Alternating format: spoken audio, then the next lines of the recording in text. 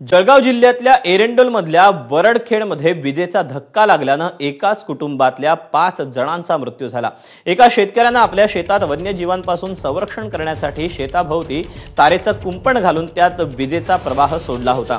त्याचा स्पर्श झाल्यानं एकाच कुटुंबातल्या 5 जणांचा जागीच दुर्दैवी मृत्यू झाला। त्यात 2 महिला, 1 पुरुष आणि 2 लहान मुलांचा समावेश आहे। शेतात विजेचा प्रवाह सोडणाऱ्या शेतकऱ्याला पोलिसांनी ताब्यात घेतलं आणि त्याच्या विरोधात सदोष मनुष्यवधाचा गुन्हा दाखल करण्यात येणार आहे।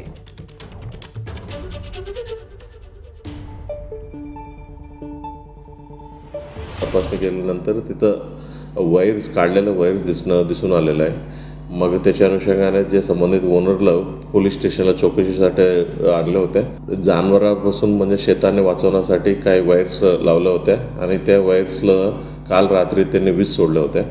मग आपला अंदाज असा आहे की ते वीज लावून विजेचा धक्का लागून ही 5 लोकांचा मयत झालेला आहे असा अंदाज आहे। ही सर्व लोक 5 लोक राहणारे मध्य प्रदेशचे इथं काम करायला आले होते। त्यांना आम्ही सदोष मनुष्यबळाचा गुन्हा दाखल करणार आहे आणि